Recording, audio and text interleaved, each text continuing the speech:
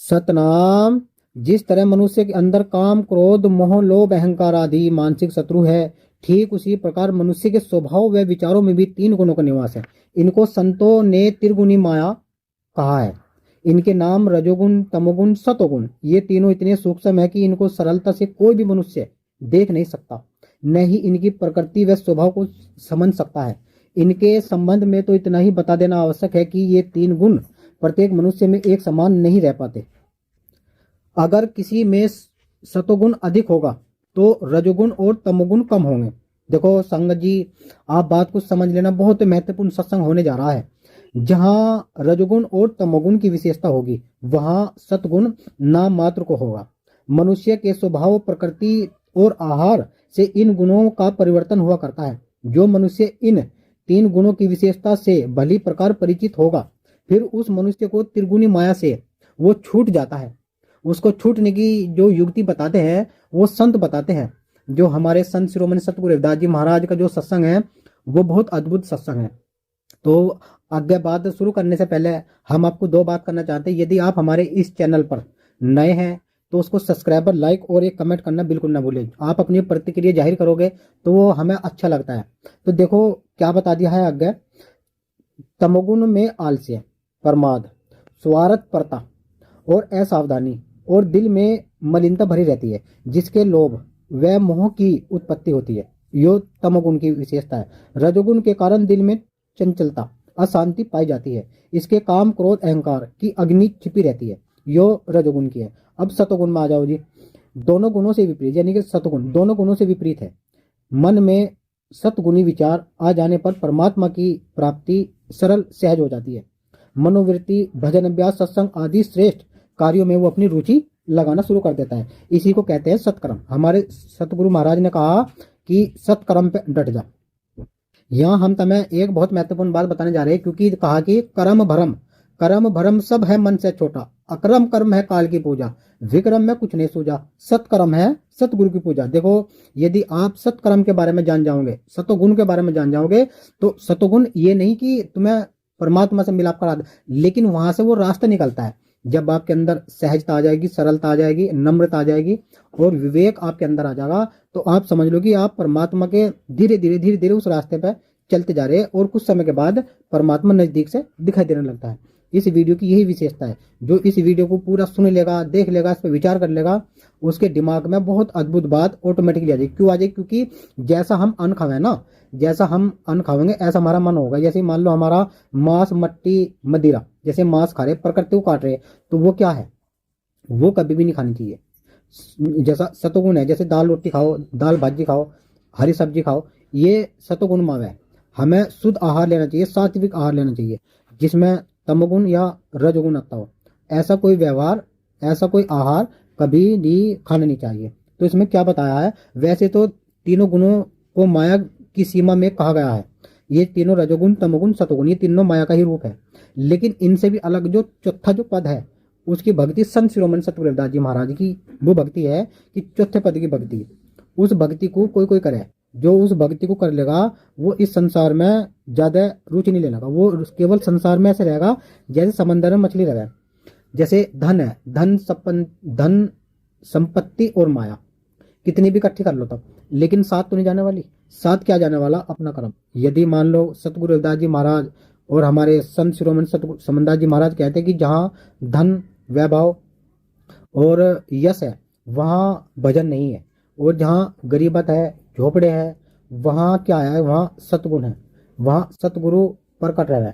तो इतना धन होना जरूरी चाहिए कि जिससे हम 2 वक्त की रोटी आएगा या अतिथि को हम भोजन पानी से उसे उसका सम्मान कर सके। ज्यादा धन इकट्ठा करने से चोरी करने का भय रहेगा, लुट जाने का भय रहेगा। लेकिन जब ना ही मान लो हमारे पास धन कितनों का कि साईं उतना दीजिए या मैं कुटुंब समाये, मैं भूखा ना रहूं और संत भी भूखा ना जाए, कि हे मालिक, हे सतगुरु महाराज, मुझे इतना दे दे कि जिससे कि मैं अपना जीवन निर्वाह कर सकता हूँ। ज्यादा अधिक कामना रखने वाले लोग दुखी रहते हैं।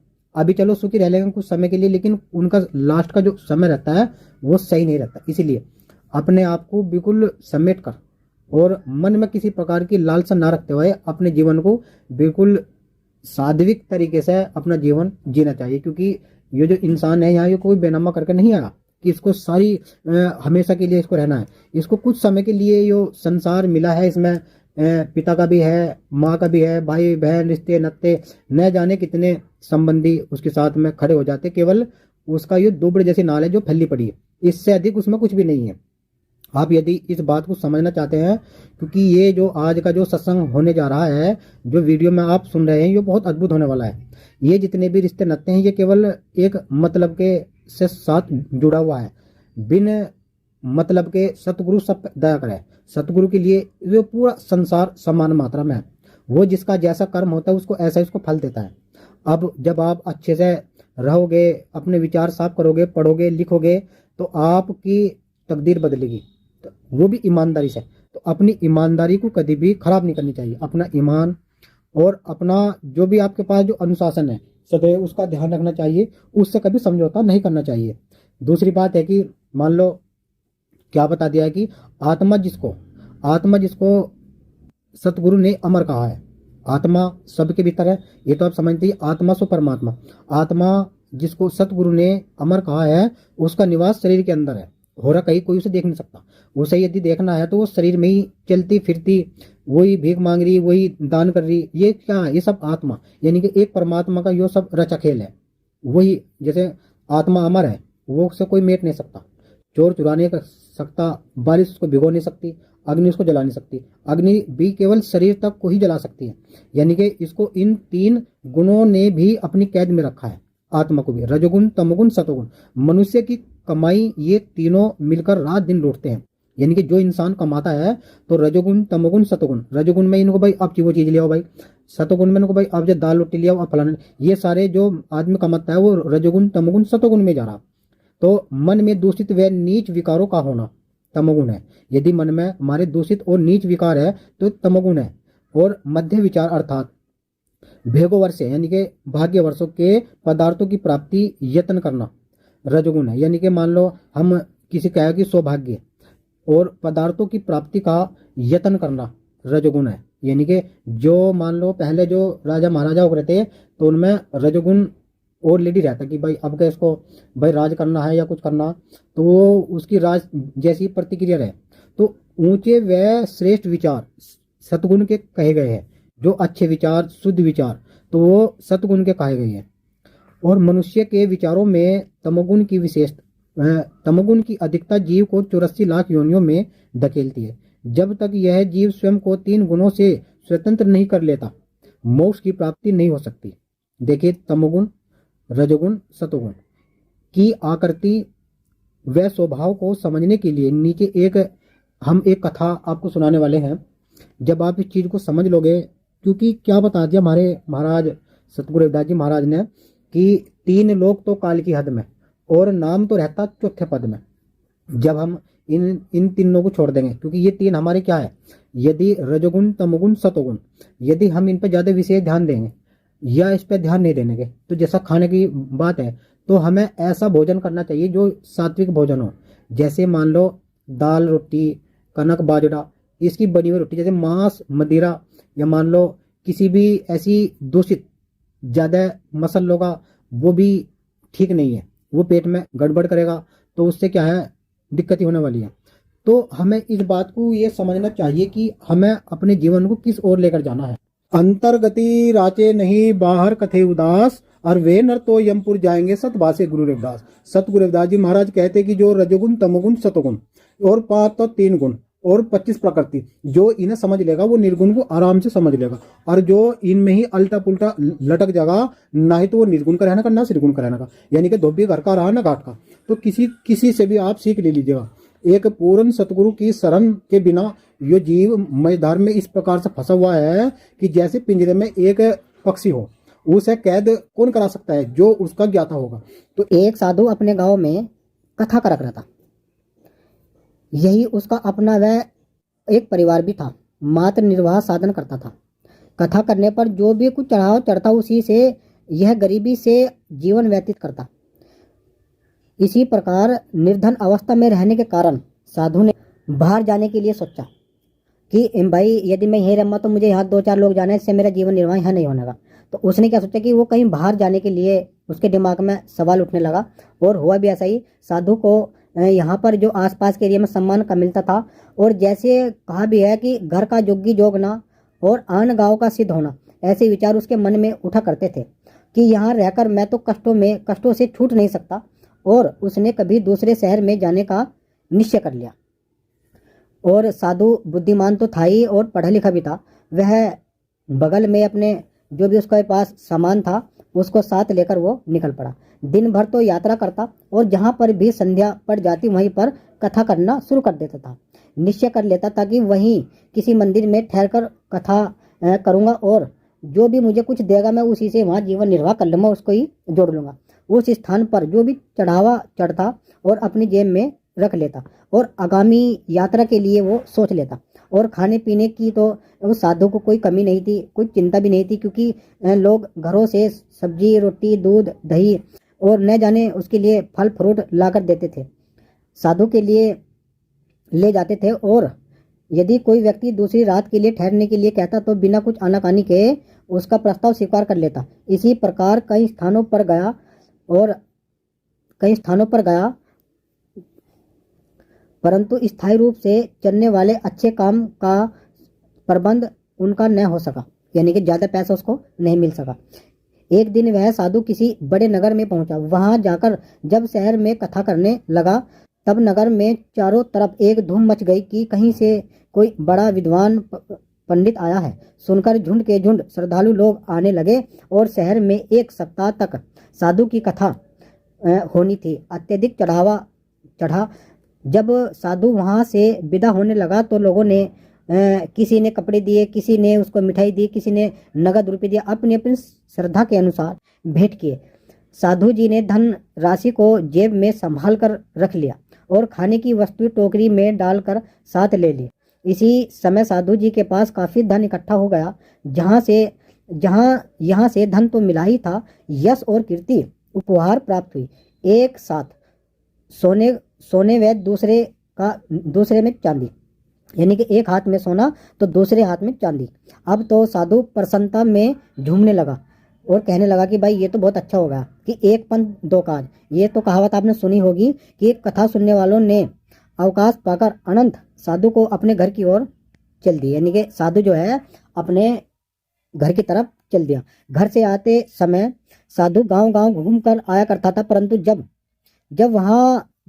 यहाँ से सीधा ही अपने घर की ओर लौटना था और जो उसके पास जो वस्तु सामान उठाए ब्राह्मण ने अपने घर की ओर आगे को पग धरना शुरू कर दिया। जिस मार्ग से आ रहा था उस रास्ते पर घना जंगल और पार करना था।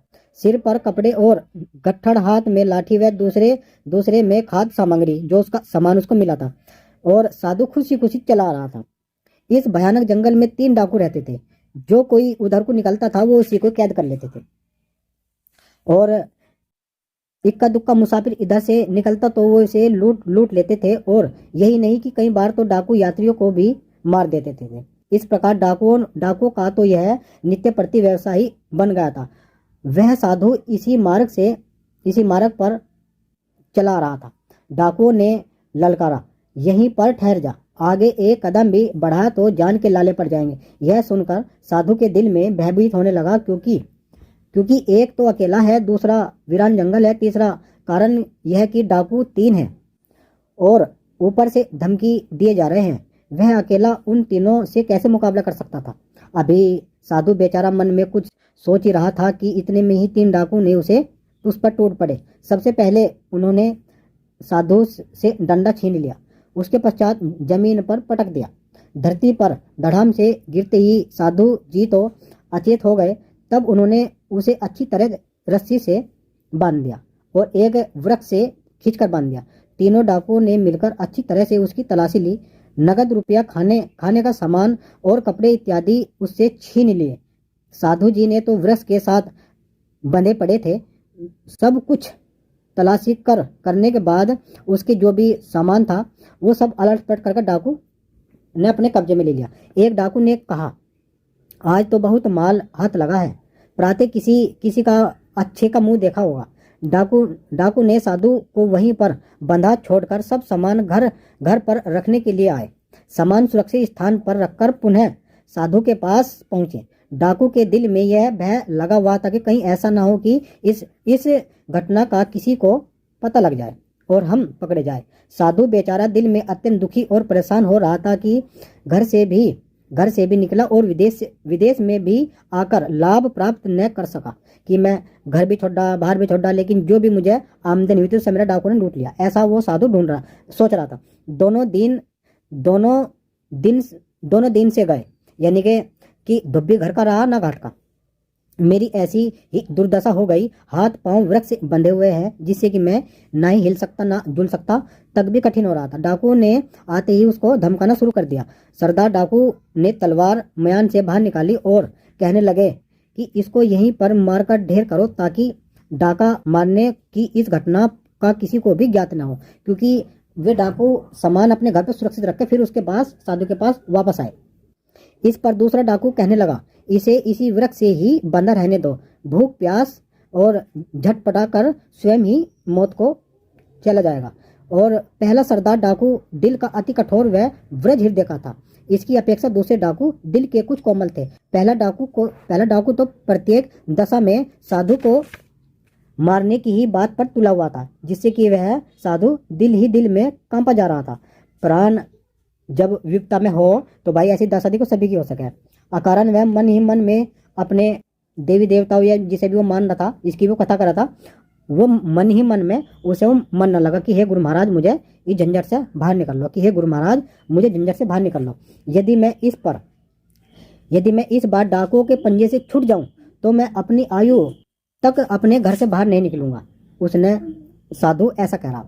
पुनः डाकू परामर्श करने लगे, यानी कि आपस में तीनों सलाह करने लगे। तब उनमें से पहला डाकू तो वध करने को ही अच्छा समझ रहा था, दूसरा डाकू उसको वृक्ष से बंधा ही छोड़ना चाहता था। और इस पर सरदार डाकू कहने लगा, यदि कोई अन्य आकर इसे छुड़ा लेगा तो तब हमारा भंडा फोड़ देगा, जिसे फिर हमारे विषय में कुछ पूछताछ होने लगेगी और सरकारी कर्मचारी हमारी खोज में निकल पड़ेंगे। इस प्रकार हम सबको लेने के देने पड़ जाएंगे।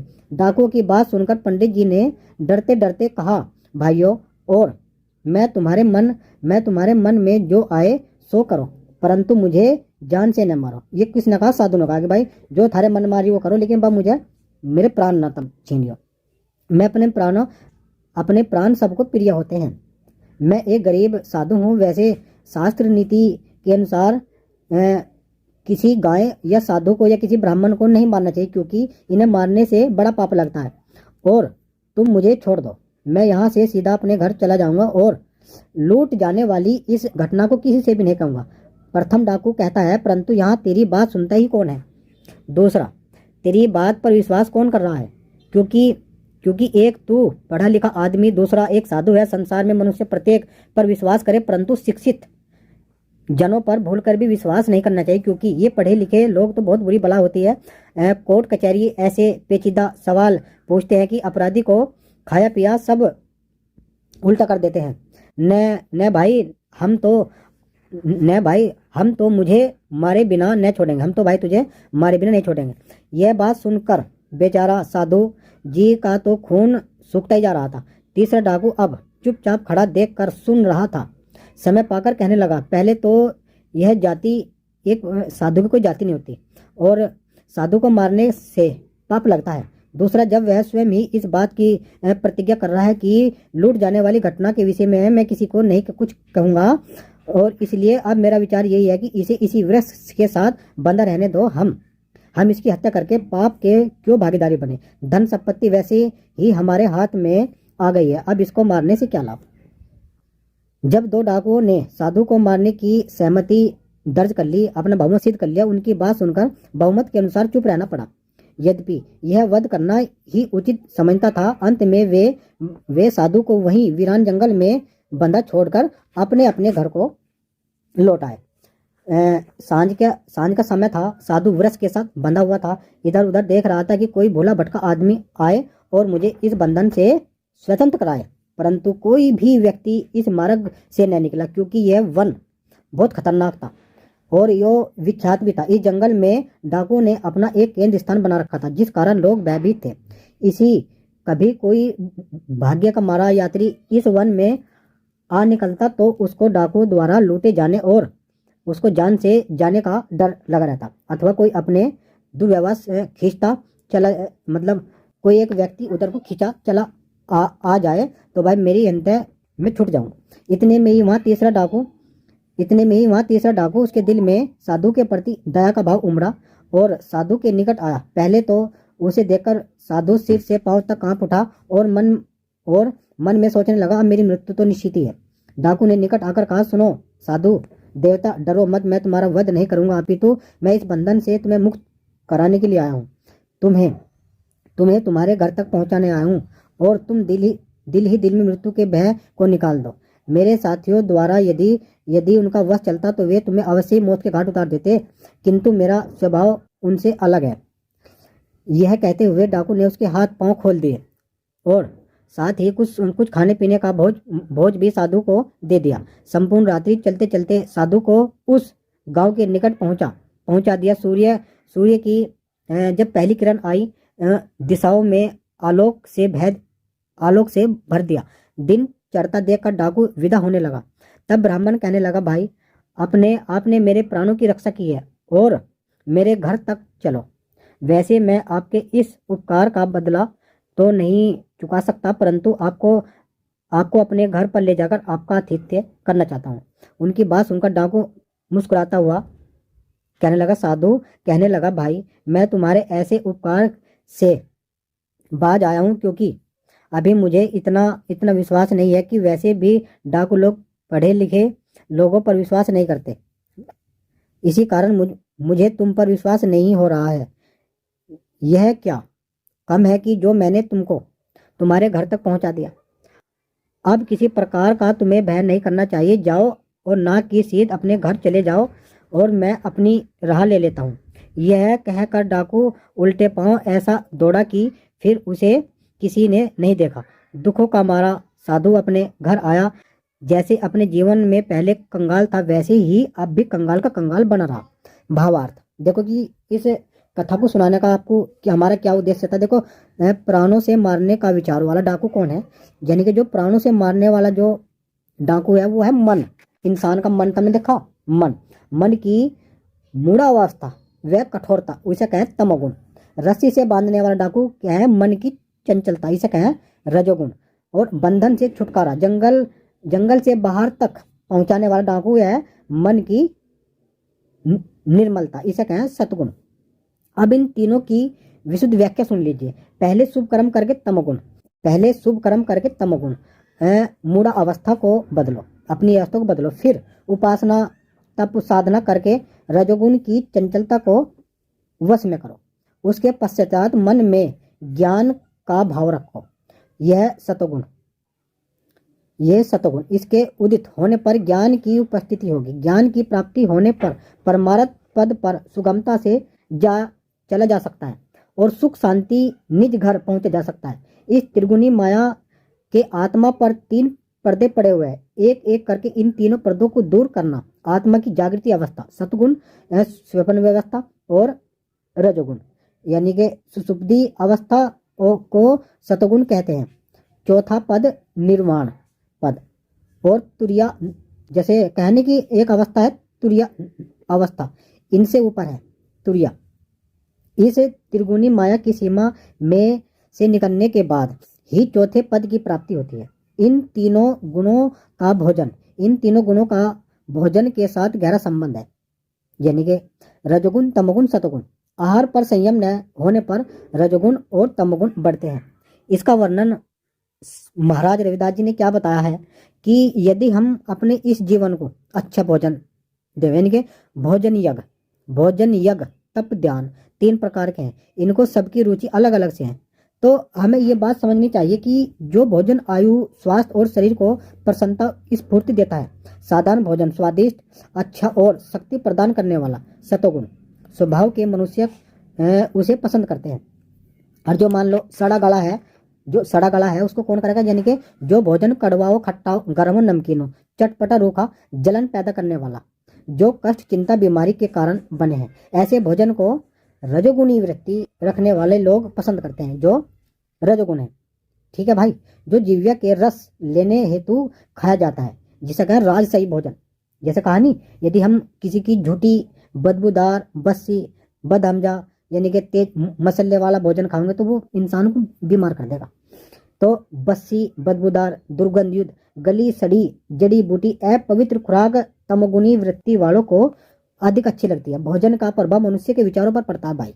जैसा जैसा जैसा जो आहार सेवन करेगा उसी के अनुसार उसके विचार व्यवहार की बढ़ोतरी होगी। यदि कोई मनुष्य अपने अपने आप को सतोगुण बनाना चाहता है तो उसे पूर्ण अपने आहार पर कड़ी दृष्टि रखे। आहार व्यवहार ठीक हो जाने पर विचार स्वयं ही पवित्र हो जाएंगे, यानी कि उत्तम व श्रेष्ठ हो जाएंगे। यही सतोगुण की पहचान है। इन तीनों गुणों से ऊपर चौथा पद है रजोगुण, तमोगुण, सतोगुण से भी अलग एक पद है, जहाँ की बात संत रविदास जी महाराज कहते हैं कि तीन लोग तो काल की आदमी, रजोगुण तमोगुण, ये तीन को हटा दिया उन्होंने और चौथे पद की उन्होंने भक्ति बताई कि इन तीनों को बैठाना, कि इन तीन गुणों से भी ऊपर चौथा पद है कि जो मानव सतगुरु के बताए मार्ग पर भजन अभ्यास साधना करके और अपने आहार व्यवहार को संयम सत रज तम की सीमा को पार कर जाता है, ऐसे ही साधक सतगुरु को अच्छे लगते हैं और उन्हें ऐसे ही जो लोग हैं वो सतगुरु परमात्मा के बहुत नजदीक होते हैं। ऐसे मनुष्य को चौथे पद की प्राप्ति होती है। जिज्ञासु शरीर के रक्षार्थ मात्र ही आहार किया करते हैं, स्त्री हो या पुरुष हो, निष्काम होकर अपने नियमित कर्म करके सतगुरु की आराधना और सतिगुण पुरुष सतगुण वाले मनुष्य का चित्त प्रसन्न, इंद्रिया शांत रहती है, दिल में किसी प्रकार का भय नहीं रहता और मन में किसी के प्रति ईर्ष्या द्वेष नहीं रहती, उत्पन्न नहीं होता। यह सतगुण का चिन्ह है।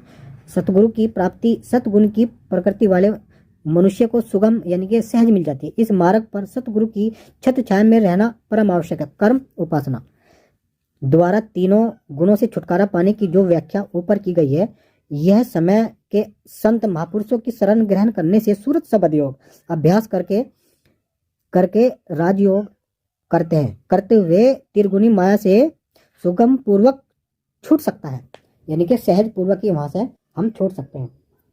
इस वीडियो को बनाने का हमारा तात्पर्य केवल यही है कि संत शिरोमणि सतगुरु रविदास जी महाराज ने रजोगुण, तमोगुण, सतोगुण इतनी अद्भुत वीडियो है। यदि आपको ये वीडियो कैसी लगी, अच्छी लगी तो आप अच्छा कमेंट करना। जैसे भी आपको वीडियो लगी आप इसमें कमेंट की अपनी प्रतिक्रिया जरूर जारी करें। एक जयकारा लगाएंगे, बोलिए संत शिरोमणि सतगुरु रविदास महाराज की जय, सतगुरु समनदास जी महाराज की जय, गुरु मेहता दास महाराज की जय, सतनाम सतगुरु जय रविदास।